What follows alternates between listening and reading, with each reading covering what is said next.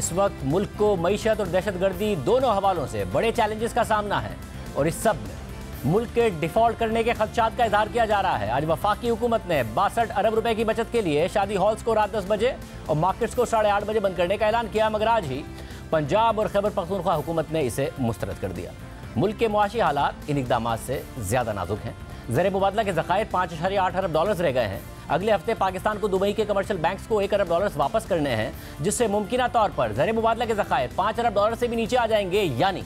एक माह की दरामदात के पैसे भी पाकिस्तान के पास नहीं होंगे। पाकिस्तान को IMF प्रोग्राम की सख्त ज़रूरत है और इसके लिए IMF का मुतालबा है कि हुकूमत करेंसी को मार्केट पर छोड़ दे, नए टैक्सेस लगाए, गर्दिशी कर्जे कम करने के लिए बिजली और गैस की कीमतों में इजाफा करे, मगर हुकूमत अभी तक हिचकिचाहट का शिकार है और ये IMF प्रोग्राम गुज़िश्ता 1 बरस में बार बार मुश्किलात का शिकार हुआ है। पहले तहरीक इंसाफ की हुकूमत में और अब दूसरी बार PDM की हुकूमत में। और वजह यही है कि हुकूमत IMF से वादा करती है, फिर किस्त लेती है और फिर वादा खिलाफी करती है, और इस सब में दिसंबर के आदाद-ओ-शुमार आने वाले दिनों में मजीद सख्त फैसलों की निशानदेही कर रहे हैं, क्योंकि हुकूमत को अगले 3 माह में बैरूनी कर्जों की अदायगी के लिए 8.3 अरब डॉलर दरकार हैं, जबकि डोमेस्टिक मार्केट से 4,800 अरब रुपए कर्ज लेना है, जिसमें से 1,600 अरब रुपए सिर्फ जनवरी के महीने में 3 ऑक्शन से इकट्ठे करने हैं। और सोने पर सुहागा ये है कि हुकूमत के खर्चों में इजाफा हो रहा है और टैक्स कलेक्शन में दिसंबर के महीने में बड़ा शॉर्टफॉल सामने आ गया है और 965 अरब रुपए की टारगेट की जगह FBR ने 740 अरब रुपए का टैक्स जमा किया है,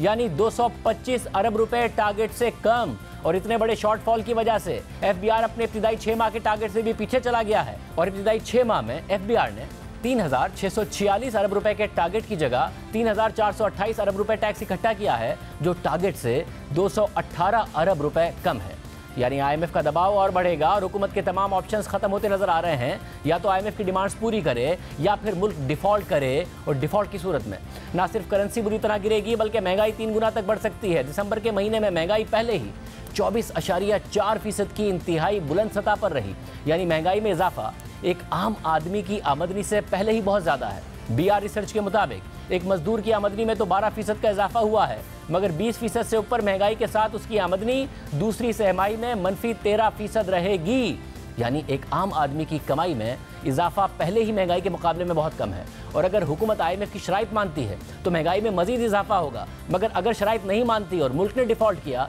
तो महंगाई 3 गुना हो सकती है, यानी 60% से ऊपर जा सकती है और रुपया श्रीलंका की तरह फ्री फॉल में चला जाएगा। डिफॉल्ट करने वाले ममालिक में डिफॉल्ट के बाद क्या सूरत हाल हुई, इस्माइल इकबाल सिक्योरिटीज़ की हालिया रिपोर्ट में इसकी तफसीलात बताई गई हैं और उन ममालिक से मवाजना करके पाकिस्तान के डिफॉल्ट करने के इम्कानात पर भी रोशनी डाली गई है। गुज़िश्ता 7 वर्षों में 5 ममालिक यानी ग्रीस, अर्जेंटीना, ज़म्बिया, श्रीलंका और घाना ने डिफॉल्ट किया है। डिफॉल्ट के साल में श्रीलंका, ज़म्बिया और अर्जेंटीना की GDP ग्रोथ मनफी हो गई थी।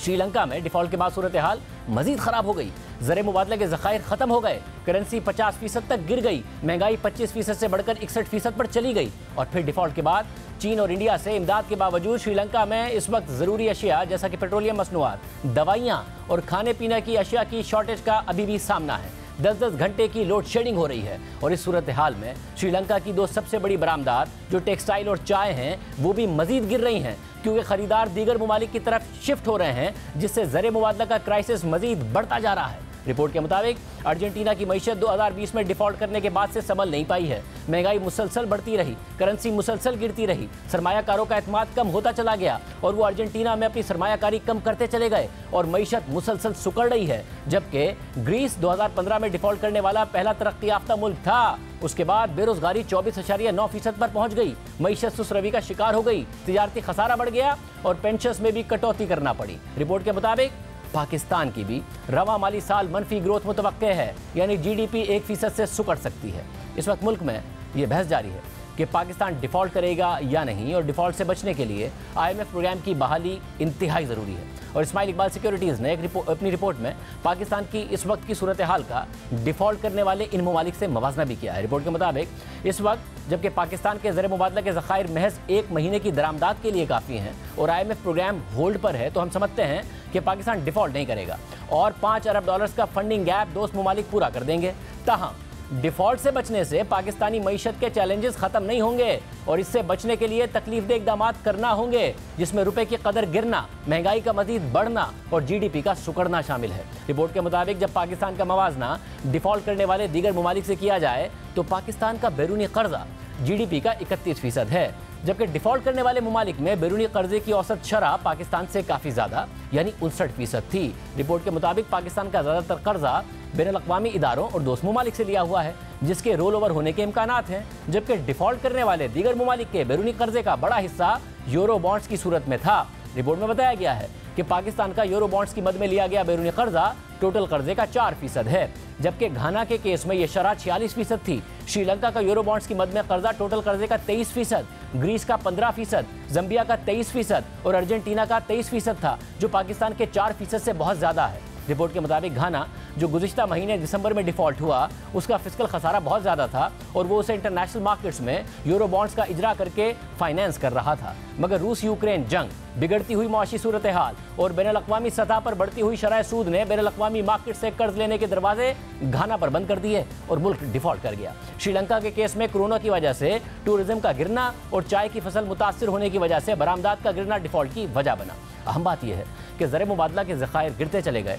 और श्रीलंकन हुकूमत IMF की शराइत मानकर प्रोग्राम में जाने में देर करती रही और श्रीलंका डिफॉल्ट कर गया। जबकि अर्जेंटीना के केस में फेडरल रिजर्व की मॉनेटरी टाइटनिंग की वजह से करेंसी का तेजी से गिरना, जबकि बदतरीन कहत की वजह से कमोडिटी एक्सपोर्ट्स का गिरना सरमायाकारों के एतमाद के कम होने की वजह बना और उन्होंने अर्जेंटीना के यूरो बॉन्ड्स बेचना शुरू कर दिए, जिससे मुल्क डिफॉल्ट कर गया। जंबिया, जो अफ्रीका का दूसरा बड़ा तांबा पैदा करने वाला मुल्क है, उसके मुआशी मसाइल कोरोना से पहले ही बढ़ते जा रहे थे, मगर कोरोना ने इन मुआशी मसाइल को और तेजी से बढ़ा दिया क्योंकि तांबे की कीमतें बुरी तरह गिर गई थीं और फिर जंबिया अपने 11 अरब डॉलर्स के कर्ज की अदायगियों में डिफॉल्ट कर गया, जबकि ग्रीस अपने वसाइल से ज़्यादा खर्चे कर रहा था और यूरोपीय यूनियन की तरफ से दिए गए फिस्कल खसारे के 3% के टारगेट से भी बहुत ऊपर चला गया था। जबकि पाकिस्तान का डिफॉल्ट का इम्कान फिलहाल कम है, क्योंकि रिपोर्ट के मुताबिक पाकिस्तान को इस माली साल में 30.6 अरब डॉलर्स दरकार हैं, जिसमें से 23 अरब डॉलर्स बैरूनी कर्ज की अदायगी और 7.6 अरब डॉलर्स करंट अकाउंट खसारे को पूरा करने के लिए दरकार हैं, जबकि इसमें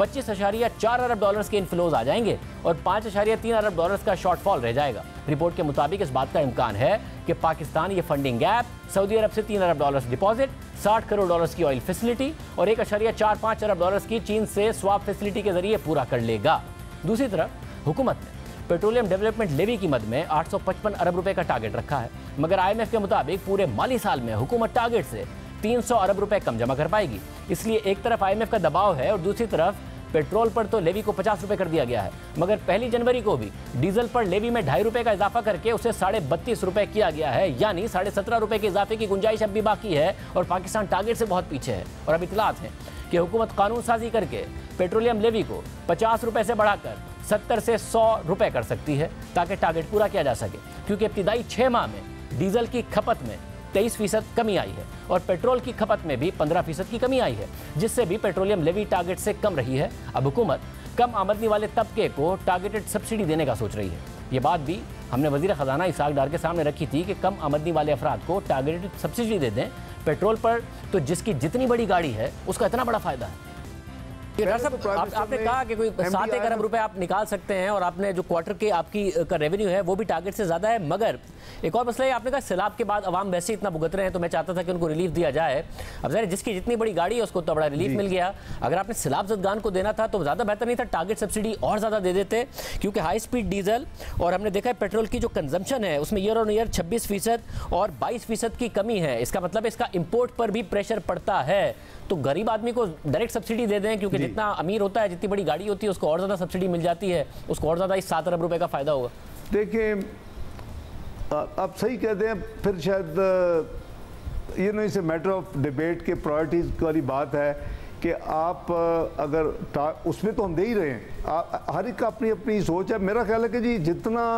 हमने इसको इंक्रीज़ किया है, ये 5-7 अरब उनको अगर वो उधर दे देते तो चलें, लेकिन शायद इससे लोगों को ज़्यादा खुशी एक